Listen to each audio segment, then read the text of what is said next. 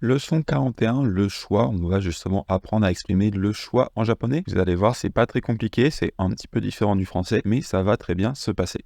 On a cette phrase. Alors j'ai conscience que ça peut faire peur parce que ça paraît un petit peu long. Il y a beaucoup de kana. En vrai, essayez de la lire. On a kohi to kocha to dochira ga ii desu ka. Je vous rassure, je vais vous colorier tout ça ensuite pour qu'on arrive à différencier les différents mots. Je sais que quand il y a beaucoup de hiragana comme ceci en tant que débutant, ça peut déstabiliser. Kohi to kocha to dochira ga ii desu ka. Alors, déjà, qu'est-ce qu'on a? On a kohi to kocha to. Kohi, je rappelle, c'est le café. Kocha, c'est le thé noir. Et on a to et to. On va revenir sur ce que fait ce to juste après. En fait, on l'a déjà vu. Est-ce que vous vous rappelez, par exemple, des mises en pratique précédentes? Quand Mame-chan disait Imoto to oto oto, mes petites sœurs et mon petit frère, voilà, ça va être le même to. On va y revenir juste après, mais on va s'attarder sur le dochira.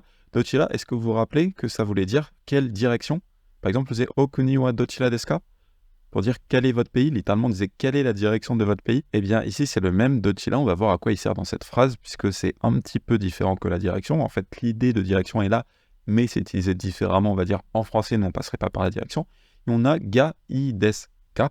Donc le cas, c'est juste pour poser la question. I des, c'est notre adjectif i, être bien, qui a la forme polie, donc i des. Et on a le ga qui nous montre que dochira, c'est le sujet. Alors, dochira, littéralement, ça veut dire quelle est la direction. Donc, dochira ga ii desu ka, on pourrait dire quelle direction est bien. Quelle direction est bien. Mais en sens dérivé, c'est que ça permet de dire lequel parmi deux choix est bien. C'est un mot interrogatif, c'est un pronom qui demande quelle direction. Et du coup, on peut faire le lien entre quelle direction et quand il y a deux choix, quel choix. C'est comme si on avait un choix A et un choix B et qu'il fallait choisir une direction. Il fallait choisir un choix. Donc voilà, dochira, ça permet de dire quelle direction, mais ça permet également de demander lequel quand on fait une liste avec deux choix. Attention, quand il y a trois choix ou plus en japonais, on ne va pas dire dochira, on va dire dore. Donc voilà, le mot interrogatif change. Dochira, c'est pour un choix parmi deux options. À partir de trois options et au-delà, on va passer par ce mot dore. Vous voyez qu'on retrouve notre do ici qui est utilisé dans les pronoms interrogatifs, rappelez peut-être de doko, de dono, etc. Donc voilà, c'est un schéma assez classique qui revient ici. Ensuite, dans notre phrase, on avait vu to. To, par exemple, on avait vu tomodachi to mangohan no tabemashita. J'ai dîné avec mon ami. Donc voilà, ça permet de dire avec qui vous faites une action. Donc ça, c'est la notion de partenaire. Et ça permet également de créer des rapports parallèles. Alors c'est quoi un rapport parallèle? Tout simplement, ça permet de mettre des noms sur un pied d'égalité. Par exemple, vous pouvez mettre nom 1 to, nom 2 to, nom 3 to. Alors vous voyez que c'est très proche de la notion de partenaire. En fait, ça va permettre de réunir tous ces noms pour créer des listes exhaustives entre les noms. Alors c'est quoi une liste exhaustive? C'est-à-dire que c'est une liste complète. L'exemple typique, c'est que par exemple, si vous faites des courses et que vous dites « j'ai acheté du café et du thé », si vous passez par to, ça veut dire que vous n'avez acheté que du café et du thé, que la liste est complète. Si vous voulez dire « j'ai acheté entre autres du café et du thé », on passera par une autre particule qu'on verra plus tard. Donc voilà, to, c'est pour créer des listes exhaustives. Quand vous passez par to, vous indiquez tous les éléments de la liste. Du coup, si on reprend notre phrase, qu'est-ce qu'il y a ici? On a koshi to kocha to. Donc en fait, ça nous crée une liste où il y a le café et le thé noir. Le café et le thé noir. Et on dit dochira. Donc ici, parmi les deux choix, on va demander lequel. Et ga ii desu ka, donc on a être bien, poser la question. Donc parmi le thé et le café, la liste c'est le thé noir et le café. Lequel est bien? Lequel est bien? Alors, qu'est-ce que ça veut dire lequel est bien? En français, on dirait lequel vous convient. Parce que je vous rappelle que les adjectifs en i comme i, ça veut dire être bien, mais c'est pas quelque chose d'objectif. Pourquoi ce n'est pas objectif? C'est parce que en japonais, on part du principe qu'on ne peut pas connaître les émotions des autres. On en avait parlé au niveau des adjectifs en i, et que du coup, de base, des adjectifs en i, on les utilisait pour parler de ses propres sentiments et de ses propres ressentis. Eh bien, i, c'est également le cas. En vrai, quand on dit que ceci est bien, par exemple, si on dit ce film est bien, c'est pas quelque chose d'objectif, c'est-à-dire qu'il n'y a pas un critère objectif qui permet de dire si quelque chose est bien ou pas. Le bien et le mal, on va dire que c'est subjectif, et du coup, ça dépend des personnes. Eh bien, i, ça va être pareil. Quand vous dites i, ça va en fait dépendre de vous-même. Donc en fait, on peut utiliser i que pour décrire quelque chose qui est bien selon vous. Alors on peut l'utiliser pour poser une question. Qu'est-ce que tu trouves qui est bien? Qu'est-ce que tu penses qui est bien? Mais on ne peut pas faire une affirmation sur quelque chose qu'on ne connaît pas. Du coup, quand on dit koshi to kocha to dochi ga ii desu ka, on peut comprendre que c'est pour toi, parce qu'il y a la question, donc pour toi, qu'est-ce qui est bien entre le café et le thé? Donc nous, qu'est-ce qu'on dirait? En français, on dirait tu préfères quoi entre le café et le thé? Qu'est-ce qui te convient entre le café et le thé? Mais vous voyez que ça vient de la nature du japonais qui fait que ii desu, être bien, c'est forcément quelque chose de personnel. Kohi to kocha to dochira ga ii desu ka, ça c'est une construction naturelle pour exprimer lequel est-ce que tu préfères entre le café et le thé. Sous-entendu, plus que lequel est-ce que tu préfères, c'est lequel te convient. On verra plus tard la construction pour qu'est-ce que tu préfères, pour dire vraiment qu'est-ce que tu préfères. Mais si c'est en français, on dirait très certainement qu'est-ce que tu préfères entre le thé et le café. C'est pour exprimer l'idée de choix. Qu'est-ce que tu veux entre le thé et le café? Qu'est-ce que je te sers entre le thé et le café? Au passage, une formulation plus naturelle, ça serait de ne pas prononcer ce to ici. C'est-à-dire que, à la base, en japonais, tous les éléments de la liste prennent en to comme ceci. Donc on dit ko, shito, ko, chato.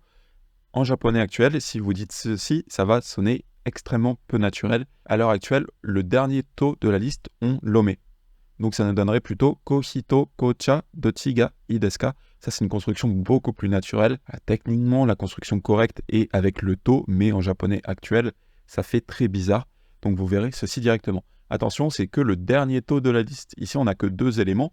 Mais si par exemple, je voudrais proposer un troisième choix avec par exemple de l'eau froide, est-ce que vous vous rappelez comment on dit ça? C'est mizu. Donc je dirais mizu to, ko-hito, ko-cha. C'est tous les éléments on met en to, c'est juste le dernier où on peut l'omettre à l'heure actuelle. Et pour paraître encore plus naturel, à la place de dochi là, vous pourriez dire dochi. Alors le sens est exactement le même, c'est juste un petit peu plus oral. Donc voilà, si vous êtes dans une situation quand même formelle, préférez dochi là, mais si vous êtes dans une situation un petit peu plus décontractée, vous pouvez passer par dochi.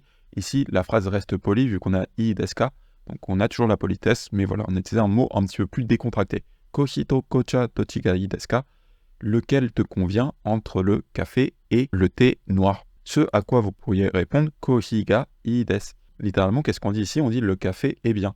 Ici, en français, on pourrait dire quelque chose de similaire. Tu veux quoi entre du café et du thé? Je te sers quoi entre du café et du thé? On pourrait dire en français, ah, du café, c'est bien. Vous voyez que l'idée est la même chose. C'est que le café, ça me convient. Pour moi, le café est bien.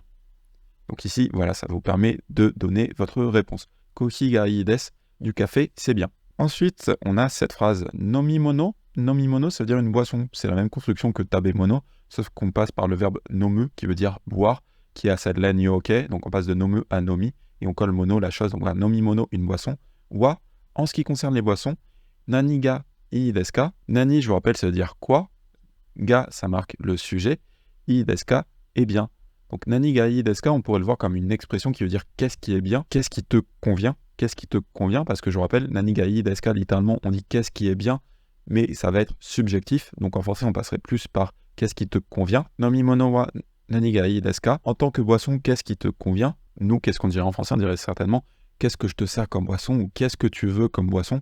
Qu'est-ce qui te convient comme boisson? Nani ga ii desu ka, vous le croiserez très certainement pour vous dire qu'est-ce qui te convient. Et ensuite, on a koshi o onegai shimasu. Koshi, c'est le café, on a o qui indique l'objet et on a onegai shimasu qu'on avait déjà vu pour exprimer une demande polie. Donc ici, c'est quoi l'objet de la demande? C'est koshi o, donc c'est du café, donc du café s'il te plaît. Voilà. Nomimono wa nani ga ii desu ka? Qu'est-ce que je te sers comme boisson? Qu'est-ce qui te convient comme boisson? Koshi o onegai shimasu, du café s'il vous plaît. Du café s'il vous plaît. C'était la leçon 41 sur le choix. On a vu que la particule to permettait de créer des listes exhaustives. Ça va permettre de relier des noms entre eux pour créer des listes, attention, exhaustives. Donc vous citez tous les éléments de la liste. On a également vu la construction en gai qui permet d'exprimer le choix. Littéralement on dit « et bien », mais en japonais, on ne peut faire des affirmations que sur ses propres sentiments.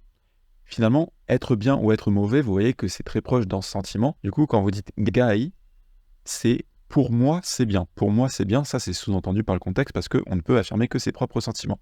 Du coup, la construction en gai, littéralement, ça veut dire être bien, mais ça serait plus proche en français de vous convient. Qu'est-ce qui est bien pour vous si vous posez la question ou bien pour moi si vous faites une affirmation. Donc, c'est la construction gai qui permet d'exprimer ou de demander le choix. On a également vu que le mot interrogatif changeait selon la quantité de choix, que quand on avait 2 choix, on passait par dochira ou dochi pour une version un petit peu plus orale, et qu'à partir de 3 choix et au-delà, on passait par dore pour dire lequel. C'était la leçon 41 sur le choix.